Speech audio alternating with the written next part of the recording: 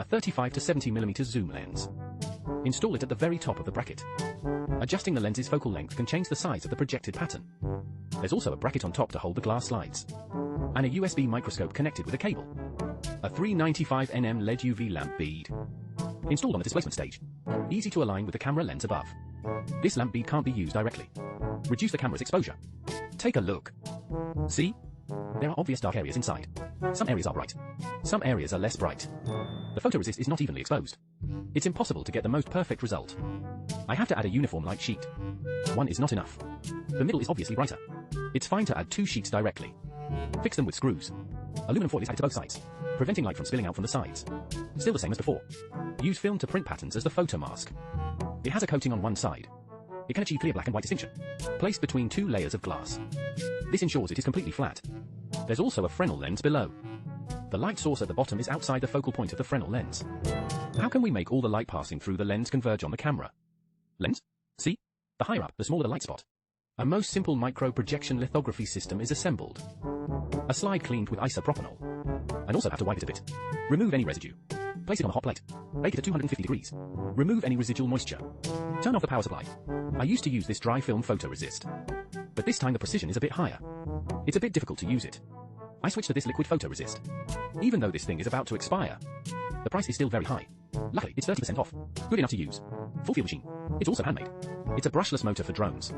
I 3D printed a shell for it. Installing a rotating platform on top is all it takes. Simple and functional is fine. First, place the glass slide. Then suck out the photoresist. Drip it slowly in the middle. Turn on the motor and spin it. Done. Let's see how it looks. First. Oh, there's some around the edges. It doesn't matter if it didn't get spread there.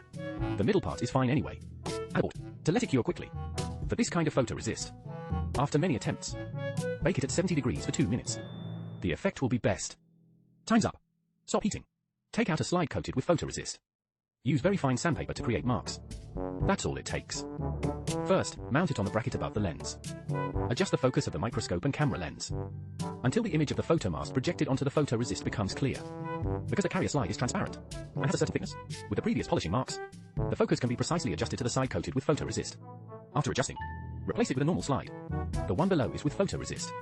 Also, add a black bottom slide and place it on top to prevent the ultraviolet light from reflecting off the back. The reversing time is set to 3 minutes. Try not to move around within these 3 minutes. You can use this time to think about life. You can see it by observing with a microscope. Walking beside it will cause the frame to vibrate. This vibration will obviously affect the results. Time's almost up. Turn off the power, then put it on a heating plate. Bake at 100 degrees for 30 seconds.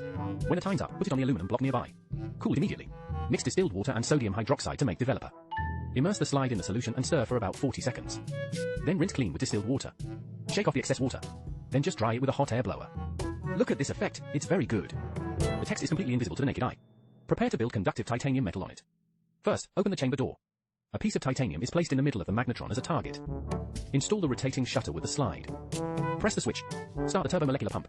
This thing is very powerful. It can evacuate the inside of the gun to a high vacuum. Open the valve. Introduce compressed gas. Apply high voltage to the magnetron. See that? It's starting. The titanium surface is oxidized.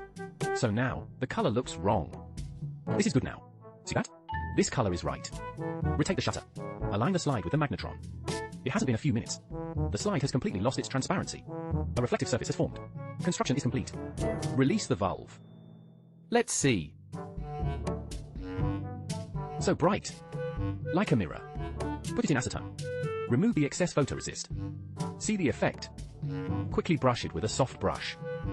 Faster. Got it. Stack tightly.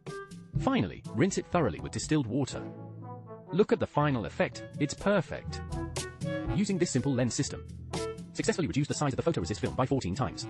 By repeatedly measuring and comparing the lines, it can be determined that a resolution of about 20 micrometers was achieved. Like this, a story of the White Dragon Knight. The whole process went through countless failures. At the moment of final success, words cannot express the joy